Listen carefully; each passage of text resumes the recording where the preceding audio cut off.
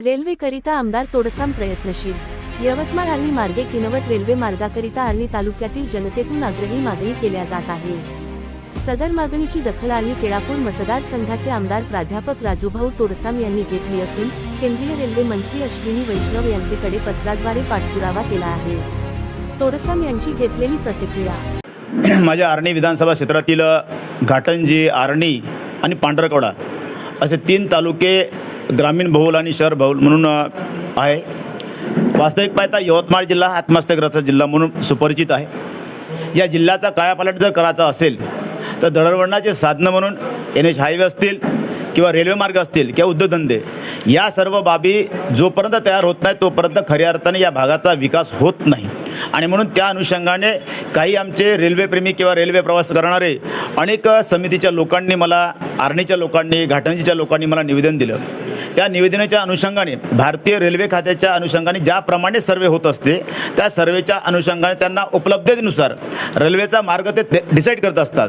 परंतु माझ्या जनतेची ही मागणी गृहीत धरून मी यावेळेस तशा प्रकारचा पत्रव्यवहार करून आणि म्हणून मी माझा पत्रव्यवहार करत असताना देशाचे रेल्वे मंत्री यांना पत्रव्यवहार करत आहे, सोबतच माझ्या राज्याचे मुख्यमंत्री देवेंद्रजी फडणवीस साहेब यांनाही पत्रव्यवहार करत आहे। आणि त्या पत्रव्यवहाराच्या अनुषंगाने मी माझ्या मतदारसंघातील सन्मान्य जनतेला मी सांगू इच्छितो की 3 प्रकारचे मार्ग मी या ठिकाणी सांगितलेले आहे। मग तिन्ही तालुक्याच्या सन्मान्य जनतेला कुठल्याच प्रकारचा त्रास होऊ नये आणि रेल्वे मार्ग सुकर व्हावा यासाठी शासन दरबार मी सातत्याने पाठपुरावा करणार अशा प्रकारचा शब्द या ठिकाणी देतो। आणि सोबतच ज्या प्रकारे नागपूर हा मध्यभाग आहे देशाचा, नागपूर, हिंगणघाट, पांढरकवडा, आदिलाबाद, हैदराबाद अशा प्रकारे सुद्धा रेल्वे मार्ग होऊ शकतो। सोबतच यवतमाळवरून किंवा वर्धेवरून मला असं वाटतं की वर्धा, यवतमाळ, तुमचं घाटंजी, नंतर पारवा, नंतर पिंपळकोटी, आदिलाबाद असं हैदराबाद किंवा कन्याकुमारीपर्यंत जाऊ शकते।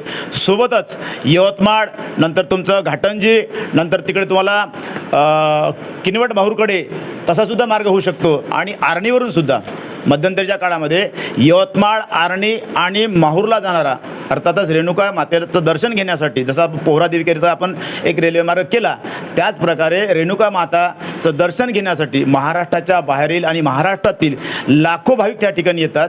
आणि म्हणून रेल्वे मार्ग त्या मार्गापर्यंत जावा अशा प्रकारची विनंती माझ्या आर्णी तालुक्यातील काही सन्मान्य जनतेने केली। त्या जनतेचा सन्मान करून मी माननीय रेल्वे मंत्र्यांना तशा प्रकारचा पत्रव्यवहार करत आहे। सोबतच घाटंजीच्या लोकांनी सुद्धा तसं पत्र दिलं, त्यांचाही सन्मान करून तशा प्रकारचं पत्र दिलं।